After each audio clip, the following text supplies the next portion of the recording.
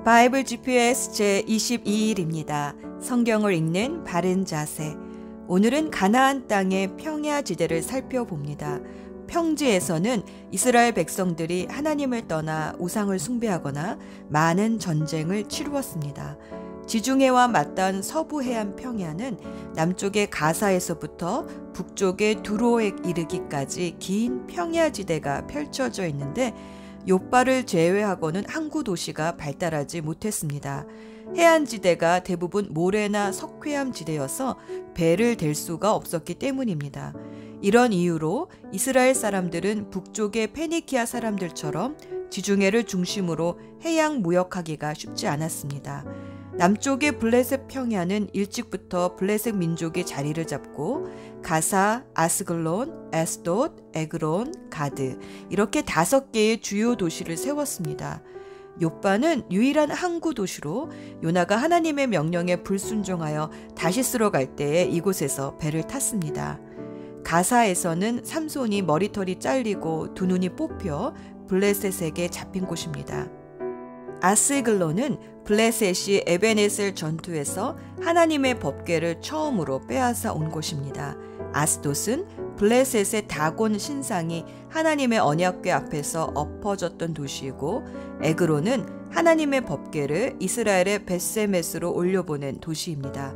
이곳에는 바알세붑이라는 우상이 있었는데 이스라엘 사람들은 이 우상의 영향을 받아 아하시아 왕이 난간에 떨어졌을 때도 병이 나을 것인지 이 에그론의 바알세붑에게 물으러 가기도 했습니다. 가드엔 골리앗과 그의 형제들이 있었던 곳이며 다윗이 사울 왕을 피해 망명한 곳이기도 합니다. 블레셋 평야와 유다 산지 사이에는 쉐펠라라는 낮은 구릉지대가 있는데 이곳에서 블레셋과 이스라엘의 충돌이 자주 있었습니다. 여호수아가 해와 달을 멈추게 했던 아얄론 골짜기, 삼손을 유혹한 드릴라의 고향인 소렉 골짜기, 다윗이 골리앗을 넘어뜨린 엘라 골짜기, 남유다 아사 왕이 에디오피아와의 전쟁을 치루었던 마레사가 위치한 구브린 골짜기, 아수르 왕 사네립이 유다를 공격하기 위해 점령했던 라기스 골짜기, 이렇게 5개의 주요 골짜기가 이 쉐펠라 지역에 있습니다. 이 쉐펠라 골짜기의 길을 따라가면 이스라엘 산지의 주요 도시에 도착하게 됩니다. 아얄란 골짜기에서 예루살렘으로 가는 길은 북쪽의 벳호른 길이나 아니면 남쪽의 기럇 여아림을 통해서 올라갑니다. 다윗이 기럇 여아림에서 하나님의 언약궤를 운반하다가 율법대로 옮기지 않아 어려움을 겪기도 했습니다. 소렉 골짜기에서 예루살렘으로 올라가려면 르바임 골짜기를 통해서 가는데 여기에서 다윗과 블레셋과의 큰 전투가 있었습니다. 엘라 골짜기는 베들레헴으로 연결됩니다. 다윗이 이 길을 통해 아버지 이새의 심부름으로 형들에게 먹을 것을 전해주러 왔다가 골리앗과 싸우게 되었습니다. 구브린 골짜기와 라기스 골짜기에는 헤브론으로 가는 길이 나 있습니다. 이렇게 블레셋과 유다 산지는 쉐펠라를 두고 가깝게 접해 있었습니다. 야르콘 강과 갈멜산 사이에는 샤론 평야가 있습니다. 야르콘 강의 수원지인 아벡은 엘리 제사장 시절 블레셋이 이스라엘과 싸우기 위해 집결한 장소였습니다. 샤론 평야는 수풀이 우거져 경치는 아름답지만 늪지가 많아 농사를 지을 수 없는 곳입니다. 하지만 신약시대에 헤롯 왕이 가이사랴라는 인조 항구를 만들어 로마로 향하는 교두보로 삼았습니다. 갈멜산 북쪽의 페니키아에 근접해 있는 아셀 평야는 악고라는 항구 도시가 있습니다. 서부 해안지대는 아니지만 사마리아 산지와 갈릴리 산지를 갈라놓은 이 이스라엘 평야는 여사사 드보라와 바락 장군이 가나안으로부터 탈환한 후 이스라엘의 주요 곡창지대가 되었습니다. 하지만 산지에 살던 이스라엘이 곡창지대에 내려와 농경을 시작하면서 가나안 농사의 신이라고 여겼던 바알과 아세라 우상에 본격적으로 물들기 시작했습니다. 이스라엘 평야에는 솔로몬이 만든 요새 성인 무깃도가 있고 이곳에서 요시야 왕이 바로 왕을 맞아 싸우다 전사했습니다.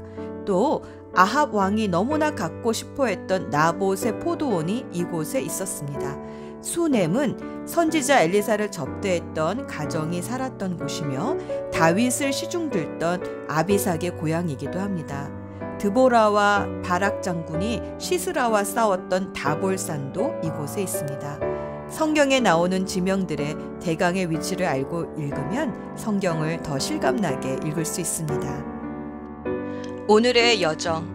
오늘은 역대기상 11장에서 16장까지 그리고 하나님의 법궤를 예루살렘으로 옮기며 기뻐하는 찬송시에 관련된 시편들을 읽습니다. 역대기 상하는 모세 율법에 능통한 에스라가 사무엘 하에 다윗 역사보다 수백 년 뒤에 페르시아에서 예루살렘으로 귀환한 후에 기록한 역사서입니다. 포로에서 귀환해온 유대인들은 제사장 나라로서의 정체성을 다시 확립해야 할 필요성이 있었습니다.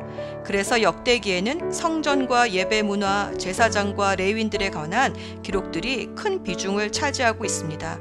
특히 역대기 상에는 하나님의 언약궤가 시원성, 즉 다윗 산성 혹은 예루살렘 성으로 들어올 때 다윗이 수금과 제금과 나팔을 불며 아삽과 그의 형제들을 세워 하나님을 찬양하며 거국적으로 제사 드리는 모습을 상세히 기록하고 있습니다. 또한 다윗은 시편을 통해 예루살렘에 좌정하신 여호와 하나님께서 영원토록 임재하시며 통치하시기를 간구합니다. 하나님께서 시내산 성소에 계셨던 것처럼 통일 왕국 시대에 와서는 예루살렘이 하나님을 모시는 성전이 됨을 감격하며 찬양합니다. 이렇게 다윗은 법궤를 다윗성 장막에 두고 솔로몬의 성전이 지어지기 전까지 약 40년 동안 아삽과 다른 레위인들을 두어 찬양과 경배 그리고 감사의 제사를 드렸습니다. 그러나 번제단은 기브온 산당에 두어 제사장 사독을 중심으로 아침 저녁으로 번제물을 바치게 했습니다. 이렇게 늘 다윗성에서 울려 퍼지던 찬양과 감사의 제사를 상상하면서 오늘의 시편을 읽어봅시다. 예수 전망대. 어떤 사람에 대해 칭찬하려면 먼저 그 사람이 누구인지 알아야 합니다. 마찬가지로 하나님을 찬송하려면 하나님이 어떠한 분이신지 알아야 합니다. 하나님은 이사야 43장 21절에서 이 백성은 나를 위하라고 내가 지은 백성이다. 그들이 나를 찬양할 것이다 라고 말씀하셨습니다. 하나님의 백성은 하나님을 찬송하는 백성입니다. 하나님을 알면 알수록 하나님을 찬양할 수밖에 없습니다. 다윗성에는 늘 이런 찬송이 가득했습니다. 다윗은 자신의 성 옆에 하나님의 언약궤를 모셔두고 아삽과 레위인들이 그 앞에서 날마다 규정대로 섬기며 하나님을 찬양하게 했습니다. 다윗의 장막에는 지성소를 맡고 있는 휘장이 없습니다. 하나님의 임재 앞에서 바로 하나님을 찬양하며 경배했습니다. 사도 바울은 우리의 몸이 성령을 모시는 성전이니 시와 찬미와 신령한 노래로 서로 화답하며 여러분의 가슴으로 주님께 노래하며 찬송하십시오. 모든 일에 언제나 우리 주 예수 그리스도의 이름으로 하나님 아버지께 감사를 드리십시오 라고 에베소서 5장 19절에서 20절까지 권면했습니다. 이것이 다윗의 장막에서 늘 하던 일이었습니다. 초대교회 시대에 이방인들이 성령을 받고 신자가 되자 예루살렘의 신도들은 이방인도 할례를 받아야 하는가는 문제로 종교회의를 열었습니다. 그때 야고보 사도는 아모스 선지자의 말을 인용하여 이렇게 말했습니다. 사도행전 15장 14절 말씀. 하나님께서 이방 사람들을 돌아보셔서 그들 가운데서 자기의 이름을 위하여 처음으로 한 백성을 택하신 경위를 시므온 베드로가 이야기했습니다. 예언자들의 말도 이것과 일치합니다. 예언서에 이렇게 기록되어 있습니다. 이 뒤에 내가 다시 돌아와서 무너진 다윗의 장막을 다시 짓겠으니 허물어진 곳을 다시 고치고 그 집을 바로 세우겠다. 다윗의 장막에는 번제단도 지성소를 구별하는 휘장도 없었지만 찬양 가운데 거하시는 하나님의 임재로 충만한 예배가 있었습니다. 지금 우리들의 예배처럼 말입니다. 예수님께서 십자가에 돌아가실 때 지성소의 휘장이 찢어졌습니다. 예수님은 성령을 보내주셔서 우리의 몸이 거룩한 성전이 되게 하셨습니다. 그 옛날 다윗의 장막처럼 시와 찬미와 신령한 노래로 서로 화답하며 가슴으로 주님께 노래하며 찬송하며 감사드리게 하셨습니다. 다윗의 무너진 장막을 다시 세워주신 분이 예수님이십니다. 기도합시다.